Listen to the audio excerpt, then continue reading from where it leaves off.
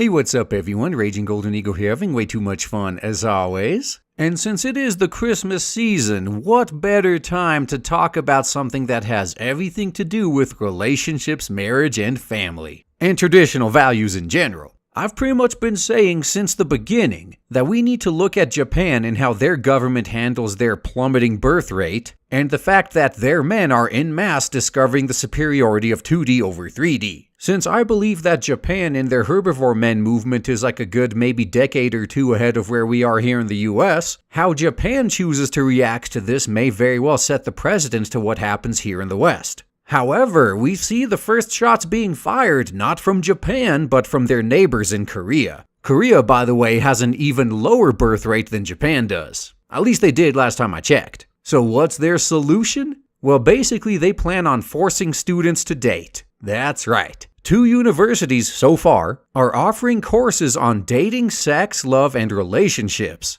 And one of the requirements for these courses is, well, mandatory dating. And they are doing this specifically to, as they put it, target a generation which is shunning traditional family values. So again, basically they're just running around in circles and trying to apply band-aids to the wound instead of actually treating the problem again. Not once has it crossed their minds that maybe these people are shunning traditional family values because traditional family values are incompatible with modern-day laws and modern-day society in general as it exists right now. Way too much risk, way too much sacrifice for way too little reward, at least from the male side of things. And I've been saying this for years and I'll continue to say it. Until that is fixed, until the root of the problem is dealt with, you're never gonna fix anything. If nothing else, I bet this mandatory dating will even further turn guys off of relationships. But anyway, back to South Korea and these courses. Apparently, as part of the course, these students will have to date 3 classmates for a month each, and homework includes going on dates and discussing scenarios such as jealousy and conflict. And this part here is pretty cool. The professor that designed this course designed it in the belief that learning from real-life experience is as important as studying theory. So that kinda does make me wonder, is being taken to the cleaners and divorce court part of this course?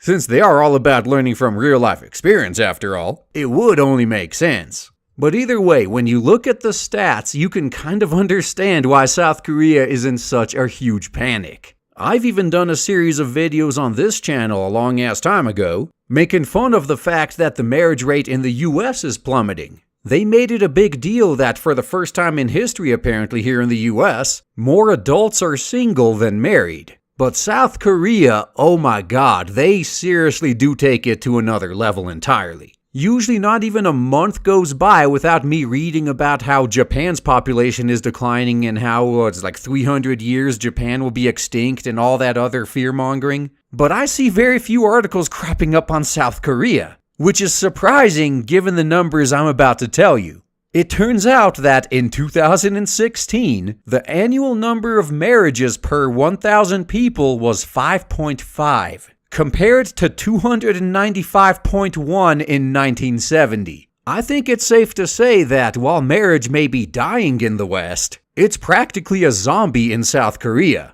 And again, no one wants to address the actual issues that are stopping people from getting married. All they want to do is apply some quick band-aid fix. Nobody wants to open up the social can of worms that'll be required to actually fix the issue. Although at this point you gotta ask yourself, is it even worth fixing? Maybe it's time to move on past this old outdated concept. With science on our side, we could find a solution, but something tells me that is just as likely as actually fixing the root problems in the first place. The changes required will be so drastic that there is no way anyone wants to open up that can of worms. So instead, society is opting to do what it's always done. Just keep playing hot potato with the problem until it explodes in someone's face. Which it may do sooner rather than later when it comes to South Korea. So I have to amend what I said earlier. I still say we need to watch Japan and how they handle the problem, but definitely keep an eye on South Korea as well, since they seem to be way further ahead than even Japan is with this issue.